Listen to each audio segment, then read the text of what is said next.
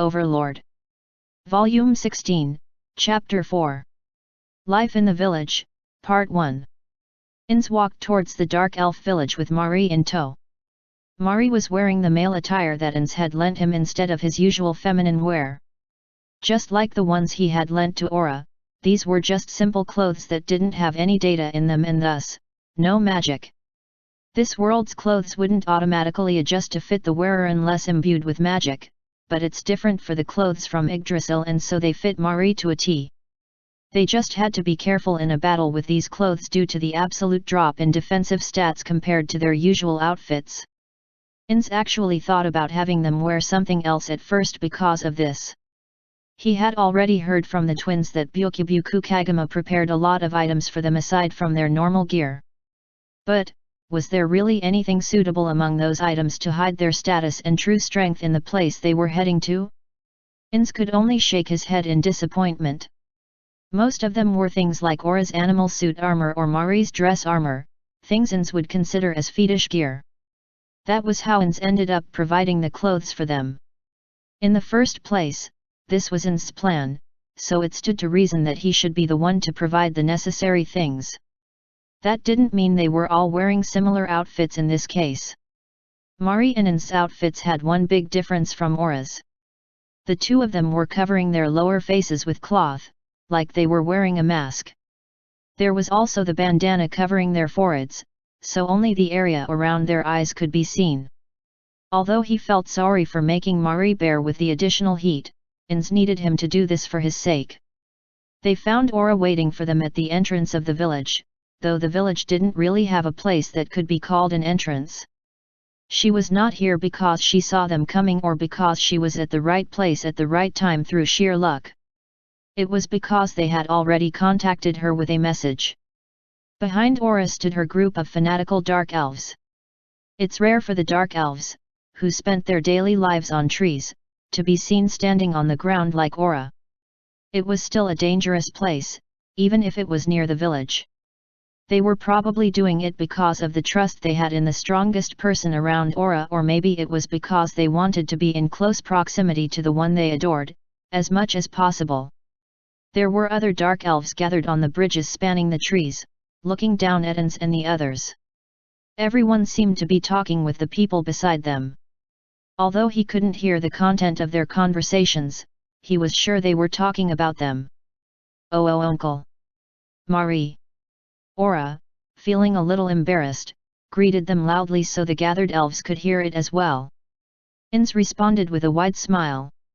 He wanted to retort with "I am not an uncle," but suppressed the urge, not wanting to mock Aura's mistake. T/N, originally Aura started with a new and segued into Ooaji-san, grand uncle, in Japanese, to which Ins wanted to retort with "I am not your grand uncle." Decided to change it as it couldn't be led into English perfectly. "You, Aura. Uncle's here." Ins replied in a cheery voice and waved back after putting down the luggage he had been carrying on his back. Then, he lightly patted the shy boy standing next to him on his back. "Why yes." Mari gave a brief wave as well. He greeted her with a sister, but it's very unlikely that they heard his shy muttering. Still, it didn't matter if his voice was too quiet. All they wanted was to let everyone know that the man and the boy Aura's relatives had arrived. Well, they need not have waved their hands to show how close their relationship was, but it's not like it would cause any issues either. Perhaps they had succeeded in their act, because the dark elves just continued to watch them silently even as they approached Aura. With that settled, please allow me to escort. I will show you around."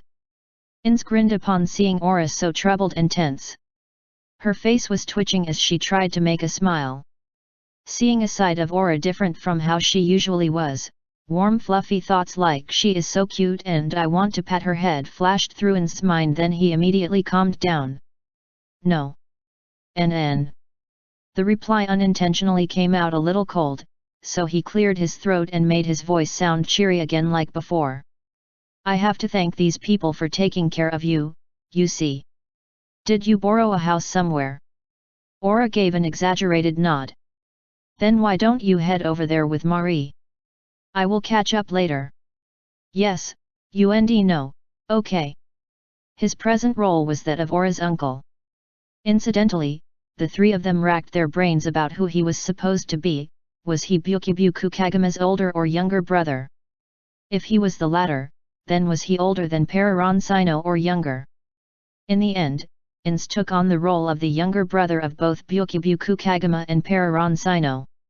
Aura, who should have been acting accordingly, ended up fumbling around not knowing how to interact with him. Maybe it was because she didn't have enough time to prepare as she was sent to the village earlier, or maybe she hadn't resigned herself to their situation yet, but it seems like she couldn't play the role perfectly yet. Ha ha ha. Take Mari with you then. The journey wasn't that long, but let Mari have some rest. Why yes. Understood. Perhaps Aura had finally settled on some plan in her mind, as she gave an energetic reply. However, he felt like she had just given up on the character. In's gaze followed the twins, who were walking away, for a while and then shifted his gaze to the gathered dark elves. There were a lot of people here. The elders were not here yet, but the gathering was already over half of the village's population. There were also some children among them. He didn't feel any ill will from them, probably due to how much they benefited from Aura's help. That said, there were still some strong gazes that were appraising him, trying to understand what kind of person Aura's uncle was. It's that Aura fanatic and his followers. Ins felt that there was something off about them. Although he arrived after her with her brother, he was an adult who had sent a child, Aura, out alone into the forest. It was entirely reasonable for people with common sense to have that expression upon seeing him. Therefore, Ins wouldn't have felt anything off if a normal dark elf, someone who's not an Aura fanatic, made that expression. But these guys were different. These were the ones that said things like age didn't matter if someone was talented. They of all people should have found it logical that he would send a superbly skilled ranger ahead alone. In that case, those gazes have another meaning behind them, Ins thought, and after contemplating for a while, he arrived at an answer that matched. Ah, maybe they are wondering if she was just being taken advantage of by an incompetent uncle. That's probably the reason for that look in their eyes. It's vexing that they are not exactly off the mark. Oops. I should begin soon. He had gotten a large enough audience. It was useless to spend more time waiting, and he didn't want to let their accumulated curiosity cool down if possible. It's been a long time. Ins felt a little tense. Idly wondering if this was how a lecturer in the classroom or a conductor on a stage would feel, he started to speak to the dark elves gathered on the trees in a cheery voice, just like the one he used in the orchestrated act he put on before. Now that's settled. Ins removed the cloth covering the lower half of his face and displayed what was underneath it. He showed them a smile and immediately covered his face like before. I apologize. My tribe's tradition dictates that men have to cover their faces like this. Even if covering one's face is considered rude here, please forgive me for not removing it. No voices of discontent arose from the audience. It seemed like they had accepted Ins's explanation. Of course, it was a huge lie. Ins wore a rubber mask on his face and had cast an illusion over it Maman style, but it was only a low-level illusion, so rangers with sharp senses might be able to see through it if they looked closely enough. This excuse was to cover up the faults in his disguise. He hoped that it would be hard to see through the illusion just from the area around his eyes alone. Well then, pleased to meet you. Seems like you took care of my Aura. She may have already told you about me, but my name is Anne Belfier. He stated his name, which was thought up by all three of them after exhausting their brains. Well, in reality, the twins did most of the thinking and he just received the name from them. I've brought a few meager gifts with me. Would anyone lend me a table, please?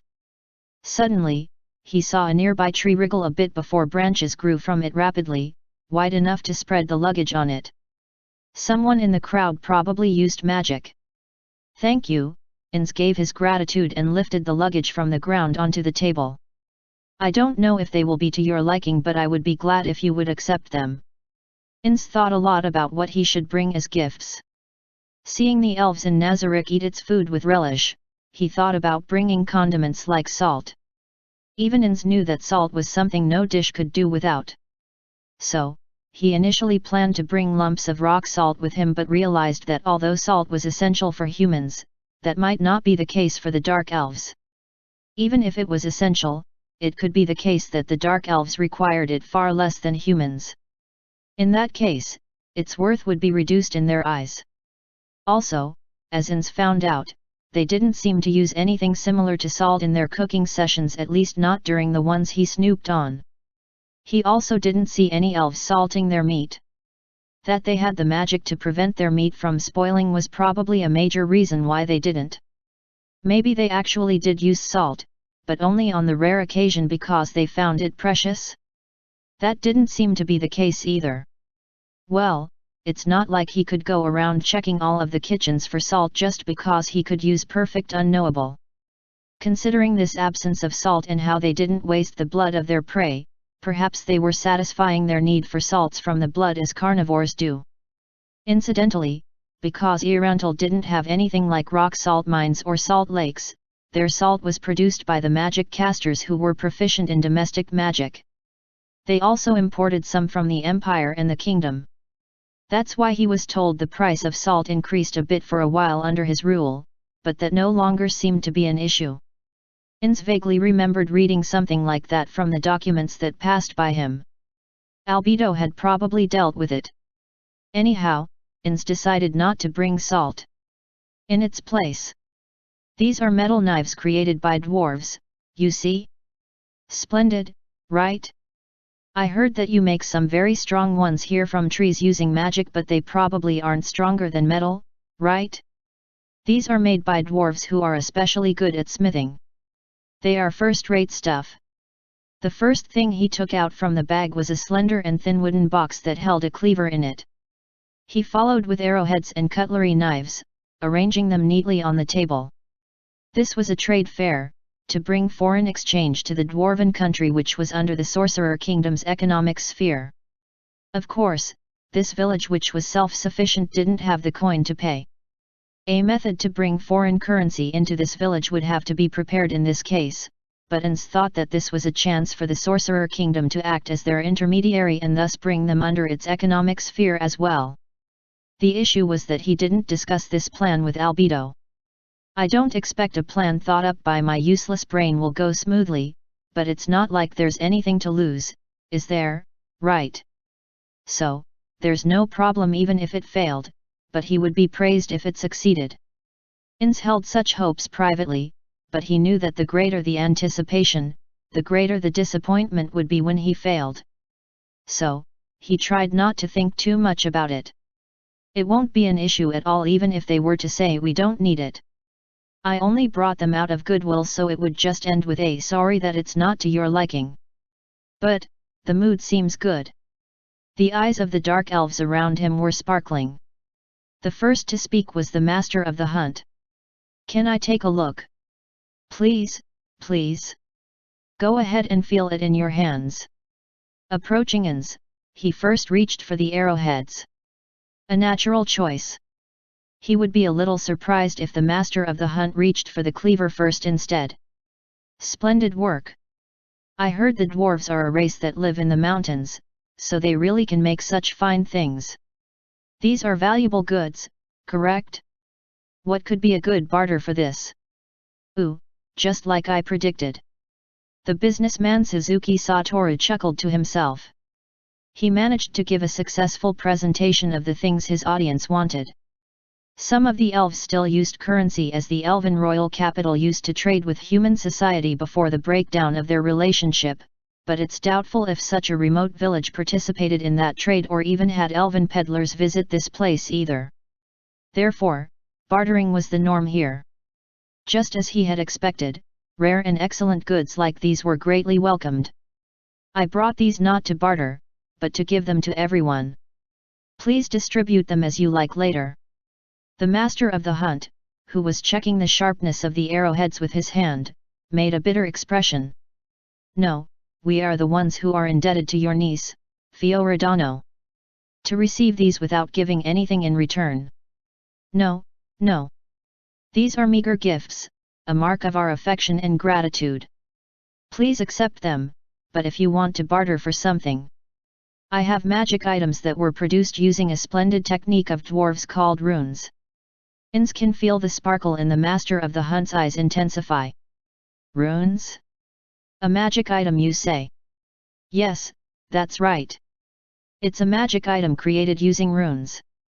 I am using it myself, but depending on the barter I will consider it. According to them, it's just a rudimentary thing, but I can't give away a magic item for free. Plus, it was originally somewhat pricey as well. Selling things cheaply brought customers, but if it went too far, it might end up creating a class of customers who would refuse to buy anything if they were not cheap enough. Dwarves could sell it however cheap they wanted to, but that's not the case for Ins. In fact, he should sell it at as high of a price as possible here. The issue was that this village didn't have anything he wanted. No, there could be something Ins just didn't know about yet. Frankly speaking, Runecraft trademark hasn't brought any good results yet, and there is not much demand for it either. But, it's too hasty to come to a conclusion yet, even though it's an unprofitable department. I have to take the long-term view on it, say, about 100 years. That said, I don't think a village like this with a lot of druids would need it. With such a disclaimer, Ins took out a metal stick from his pocket. He was already prepared to present it like this, so there was no hesitation in his actions. This thing lights a short flame at its tip. It's more for use as a fire starter instead of a light source because the flame will disappear if it leaves your hand. As he did not hear a negative response like "What? That's it?" Ins felt a bit relieved. I also have a few others, but that's for later. I am hoping I can join the kids in the temporary lodging soon to relieve some of the journey's exhaustion. The gathered dark elves made empathetic expressions. While they didn't travel far from their village, they knew how dangerous the place they lived in was. They understood the need to take a rest after traveling through that. Sorry for asking you this while you are exhausted, but can you answer 2 questions? Yes, please. It's that aura fanatic named Plum. Ins turned serious. If he answered wrong, there was a possibility that the guy would turn into their enemy. On the other hand, if he gave an answer they wanted, he would become a strong ally. The first one is, do you have any elf blood flowing through you? Oi, you are being rude. Master of the Hunt tried to stop him, but Ins waved his hand slightly, expressing that he didn't mind it. It's fine. No one has said that to me before, but does that look to be the case?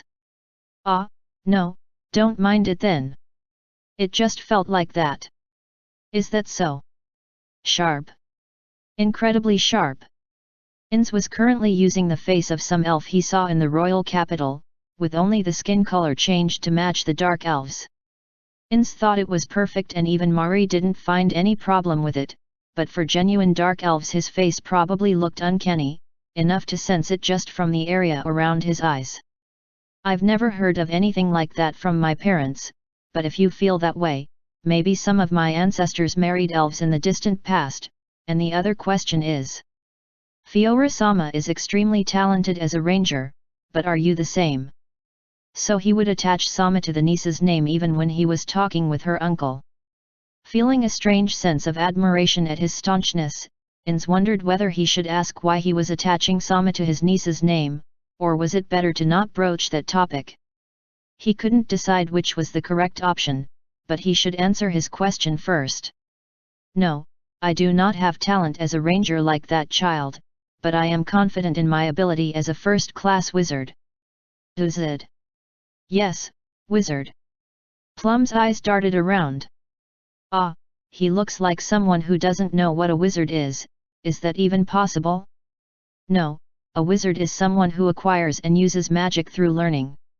In a place like this without an education system, it's unlikely someone like that could appear, right? Well, then maybe it's reasonable that they don't know. He didn't really know the exact reason behind this lack of knowledge, but if it was as he had expected, then he just had to make the other party understand. I mean, an arcane-type magic caster. Arcane, I see. I see. That's awesome. As expected of Fiora-sama's uncle. He felt like he could hear the guy thinking, well, I don't understand it, but it sounds awesome, so let's praise him anyway. But, that's fine. He was used to getting fanatically praised for everything in Nazarick, so much so that such an obviously blunt way of getting praised was rather refreshing. Seems like my explanation was not good enough. Wizard is a job that uses magic, like druids. Ooh. I see. Then you can create food too. No, sorry. There are also wizards like that, I heard, but unfortunately, I can't do that. To be specific, I am more proficient in magic that eliminates enemies. He remembered hearing that domestic magic could create condiments and spices, but wondered if it could also do high-quality foodstuffs.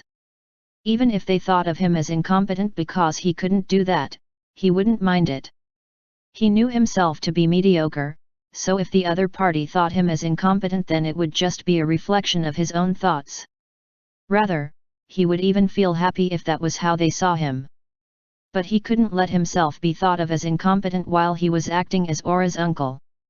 Ins was currently standing in for Byukyubuku Kagama after all. Enemies.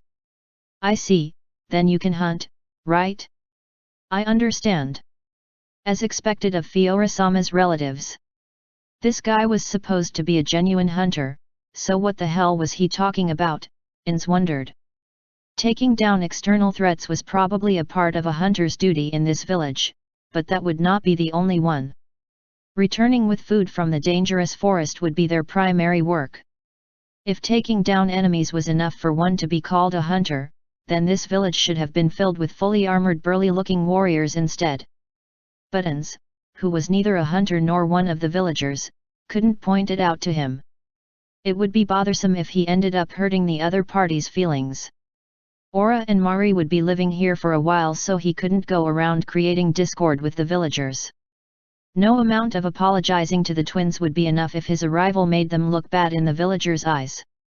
He would feel even more guilty because, even if that were to happen, Aura would surely say don't worry about it with sincerity. Anyhow, it was better to explain it clearly and get a verbal acknowledgement from him. He didn't want to be accused of lying or some other things later. After all, the twins would be constantly aware of his actions here. The circle of Nazarick's most intelligent people would probably conclude with a Sajiga, even if Ins made some idiotic mistake, but he was scared that the children would ask him, why did you do that? Please tell us innocently. He didn't want to use the think for yourself card with a child. While Ins was having such thoughts in rapid succession, Plum nodded like he understood it more or less, and finally replied. Really, that's great. Splendid. Was it really so splendid? Ins wondered, but he was fine with it if that's how it looked to the other party. This situation wasn't bad either. Ins decided to go with the flow. I am not too confident about my hunting skills as I have never hunted, but I am happy that a skilled hunter from this village thinks so about me. With this, they would be the one responsible for calling him a hunter and expecting good hunting skills from him. That kid is probably helping you with the hunts. I think, but let me take over that duty from her. Can you let those two play in the village meanwhile? Plum made an expression like he just heard something preposterous. Ins didn't think he had said anything particularly strange and tried to recollect his words, but he couldn't find anything wrong with them. I came here hoping to let those city kids experience life in a dark elf village, so I want them to experience something they can't in the city, right, like the games the children in this village play, if possible. I see. So, life in a city is a lot different from the village, hey? The master of the hunt nodded in understanding. Ins was unsure what city life looked like in the master of the hunt's mind, but he was not responsible for the other party's own misunderstandings. He might have lied a little, but he was not exactly wrong either. He could make any number of excuses even if he was solicited about it later. Can I ask a question as well? The one who spoke was a man who looked like a ranger, standing on the walkway. That was true for all the elves here, but he had quite a pretty face. It would be appropriate to describe him as cool. Please go ahead. Ins was not happy about this and didn't want to get questioned at all if possible, but he couldn't say that to his face. The elf hesitated a bit before asking his question. Does Fioradano have a fiancé? Fwea! Ins nearly exclaimed before suppressing himself. The question came out of nowhere. After he became flustered at why the hell would this man ask such a weird question, Ins observed the people around him. Like him, they were also surprised. Seems like he is acting on his own. That aside, why is he even interested in Aura's fiancé? He wants to know if there's someone in the city we came from. Phew. There's nothing to think about. There can only be one reason for his interest. Ins felt confident that he understood the intention behind the question. In fact, there could be no other reason behind it. He wants to have Aura's bloodline in this village. I am sure I saw a few boys among the children. Ins glanced at the children for just a moment. There were many boys, just as he had expected. Does he have a son among them? It's really hard to know a dark elf's age from their appearance, isn't it? But, the thought of their marriage never crossed my mind till now. Well, isn't it fine if there's someone who Aura likes? I'll need to make sure that person is decent first though, as Byokubuku Kagama's stand-in. Oops, going on the tangents again. I will have to decide if I will lie here or tell the truth. But he didn't even need to think about it. Telling him the truth wouldn't hurt them at all. Instead, they would have to follow with lie after lie if he lied here. No, there's no one like that right now. Is that so? The man looked a little relieved. Is he the type who interferes too much in their children's choice of a partner? This is bad. I came here to make friends for the twins. It would be bothersome if this guy pushed his son front and center while making it hard for the other children to approach the twins. I have to figure out more about this. By the way, can I ask for your name? The guy immediately put forward a crisp appearance. I am named Blueberry Egnia. Ins knew about a food called blueberry. Like that plum guy from before, maybe it's a dark elf tradition to prefix their name with a food's name. In that case, he should have just given Aura a fake name as well instead of worrying about how she would feel getting called by a fake name by her potential friends. What troubled him was that he didn't know if their native names for the fruits were getting translated into something he knew, or if they were just using the same names without knowing their meaning, that these were traces left behind by players. I see. I will keep it in mind. Blueberry Egnia-san, right? Yes. That's right. Thanks for trying to keep me in your mind. Ins didn't understand why he was being thanked. Before Ins could ask him, a small commotion started among the dark elves. Ins immediately understood the reason for the change. Looking towards where the dark elves' attention gathered, he found the elders as expected. He could hear a few voices around him asking, "Why are they so late?" Inside internally. This was going to be troublesome, just like when Aura came.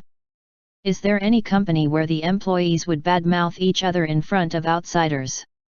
People sometimes grumbled, but they would never hurl insults. I think. Tomu. Is it fine to let Aura stay in this village? Or should I just hope that the children will not get pulled into this? But how would those children behave after hearing their parents badmouth others? I don't know, anyhow, I should make sure my actions don't adversely affect Aura and Marie. He could guess what was going to happen now, but he didn't want to stick his head in unnecessary trouble. He only wanted to maintain their neutrality, so he would need to respond skillfully in this situation. That meant, I just have to mimic my simulations to AT. Well, come at me, Ins postured internally. One of the elders started speaking, ignoring the stares around him. One from the same descent as the sapling Fiora. You did good to travel here from a faraway place. Sapling. Just as I thought. Ins grinned mentally. It was the dark elf way of speaking. In this world, the words of various races were translated into something Ins could understand. The fact that this word sapling was translated as such meant that there was no hidden meaning behind it.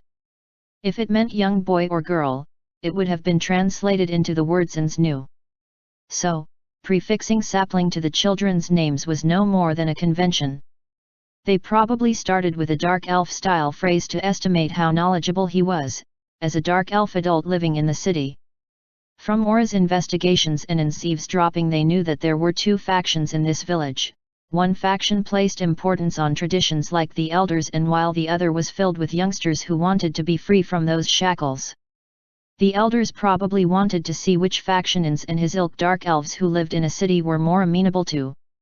I want to maintain distance from both factions. We might end up getting pulled into a faction if I was to say something careless here. If we were to decide to join one, I think the faction liked by the parents of the children Aura and Mari will be playing with, probably the youngster faction would be the better choice. But, I am not sure if that's the right faction, there's just not enough information. Evading them by saying something appropriate and insisting that's how we normally greet is probably the best course of action here. Ins already expected something like this, so he was prepared beforehand. As a traveler who treads the same earth, I offer my gratitude to you, denizens of this forest, for your hospitality toward us, travelers from a far-flung forest. Ins said something that sounded authentic without thinking too much about it. The elders blinked once and then sighed with a new. That certainly was not the sign of a bad impression. In fact, he could sense that his words got a good reception. Both the sawtooth and ring-cupped oaks are similarly sturdy, and both are majestic in their rise towards the heavens. I am satisfied. If the trees continue to flourish, they will certainly give birth to a forest someday. Ins spoke without a hitch and finally nodded in satisfaction. Frankly speaking, even he couldn't understand what he was saying. It's not like he was thinking about anything in the first place. He couldn't expect the listeners to understand if even he, the speaker himself, didn't. But unexpectedly, the elders were nodding just like him. They behaved like they understood his words. Suzuki Satoru, the salaryman, found their reaction very familiar. He had seen many situations just like this. No, he should say that he understood it because he himself did that all the time. How should I put it? This is how superiors react when their subordinates use jargon or abbreviations they don't know of. Silence permeated the area for a while after Ins ended his greetings. That's good to hear. Then let us take our leave as well. Long greetings to someone after a long journey would make one grow ivy after all. Ivy, is it?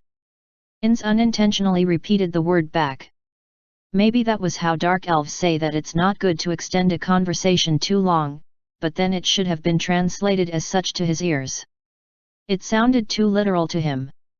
They probably heard Ins' unintended question, but despite that, the elders turned away and started walking back, ignoring him. What? It didn't go according to his simulation. Ins looked at the gifts he had brought. He originally expected that they would request the distribution of gifts to be left to them. Only greetings? What does this mean? Did I make a mistake? Ins felt uneasy, like this was an interview that ended too quickly. This was exactly how one would react if the interviewer asked, "Are there any questions?" after just a few words. If they had shown clear signs of dislike at Ins' words from before, he would have chalked it up as valuable experience even if they end up having to move to another village. However, he didn't get any reaction out of them at all at the end of their conversation, so he was not even sure if he had left a good impression or a bad one. On observing the people around him, he couldn't feel any dislike or hostility directed at him. Rather, it looked like they too were puzzled by this development. I don't understand at all, but there's no use in thinking further. Depending on the situation, maybe I should use perfect unknowable to snoop on them and what exactly they are thinking. Ins stared after the retreating elders and then asked a nearby villager as if he suddenly remembered something about a related matter. Seems like I am welcomed at least. I have something to talk about with the elders. are they busy? I think. The villager replied with a vague answer in a fluster. He probably racked his brain for an answer from the previous conversation. There's a tree that's used by the elders for meetings, I will show it to you later. The master of the hunt, who was closest to him, extended a lifeline. Ins could understand why Aura called him uncle. Right, I will try to have a talk with them when there's time. Now that's dealt with, let me go and join those two at the house. I hope someone can lead me to our lodgings. I will be happy to do it. Ins's non-existent heart jumped out at the sudden voice from his side. It was Blueberry. He had probably climbed down to the ground from the walkway silently while Ins was talking with the master of the hunt. Sudden shouting is bad for the heart, so could you please stop? Sorry, I will be careful so that something like this won't happen in the future. Ins couldn't admonish Blueberry more after seeing him this extremely apologetic. He wanted to show that he was a tolerant person. He also didn't want to agitate the man further into doing unpredictable things. I am glad that you understood. Now then, I am probably troubling Blueberry-san, but can you please lead me there? It's no trouble at all. If there's anything in this village that troubles you, please call me. I will try to help as much as possible. That's reassuring to hear, Ins replied and started walking after Blueberry. However, that didn't mean his work was done yet. His most important task still remained. Ins stopped on the way, his eyes landing on a group of kids, and although it was hidden by the cloth he smiled at them. There were 4 boys and 2 girls, a total of 6 children. 2 kids, a boy and a girl, looked younger than the twins. 1 boy was of the same age and the remaining 3 looked older. "Yeah, you kids," Ins greeted while walking toward them. None of the adults around stopped him out of wariness. Ins had probably left a good impression on them with his behavior since his arrival. "I hope you will look after Aura and Marie." Said the children's faces. He couldn't stop here. He needed something to push them on. Frankly speaking, it was for this moment that Ins even set out on this journey. Please let those 2 play along with you all. That said, you probably can't win against them if you play games that involve moving your body. So, I would be grateful if you could invite them to play something different, the kind of games that they can't play in the city. Ins had simulated his conversation with the elders with Marie's help. In contrast, he had simulated this conversation with the children by conferencing with himself in his mind. There were probably going to be mistakes and some things he had forgotten about. He couldn't be seen making mistakes by the adults as it could affect them adversely hereafter. That was why he wanted to talk with the children alone as much as possible, but it's doubtful if they would allow him, some unknown outsider, to interact with their precious children without an adult's supervision. He would have to use this chance now. Ins brought out a leather pouch from his pocket. Then he took out an amber-colored lump half the size of his thumb from it. "Now then, hold out your hand." The one Ins spoke to was a boy standing at the head of the group. He was probably the leader of this village's children. Ins dropped the lump in the boy's palm, taking care not to let their hands touch directly. Though it looked like a bribe, it was certainly not one. Ins sincerely wanted to give it to him normally instead of dropping it from above, but his hand was an illusion. If they were to touch, he might find something wrong with the texture. He absolutely had to avoid that. What if I cut some criminal's hand and make a glove with the muscle and skin?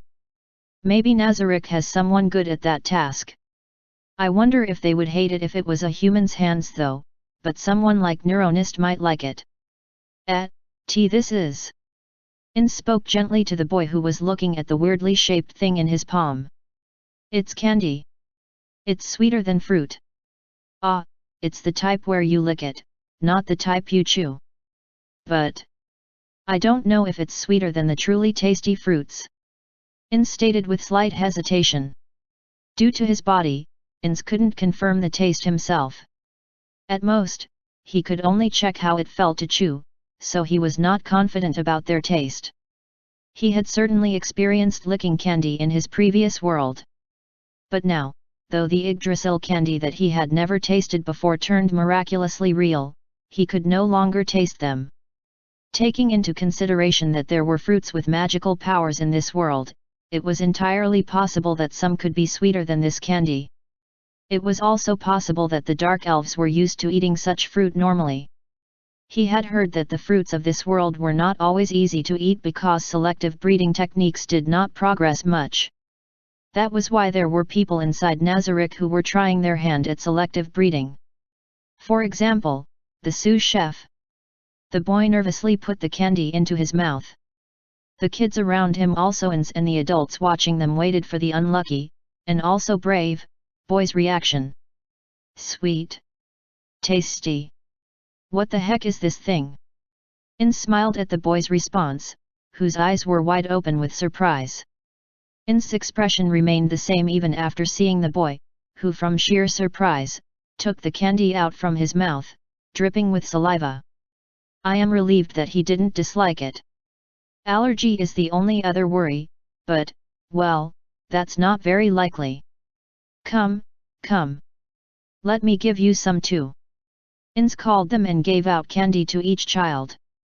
There were also some gazes from the adults as if they wanted some, but he ignored them. This bribe was specifically for the children. There were no benefits in giving the adults some, too. He was handing them out to the children because they were the ones he entrusted Aura and Mari with. After everyone received some, Ins repeated his request. Of course, he made sure that he didn't sound like he was threatening them. Well then, please take care of those two. With his task done, Ins started walking again. After realizing that no one stopped him. Hell yeah! He let out a cheer internally. The presentation went great, Ins thought, but then he immediately abandoned the thought and became serious. He would only know if he had succeeded or failed when those kids came to invite the twins to play. That said, I did what I set out to do. But why did Blueberry-san, who was walking in front me, not say anything?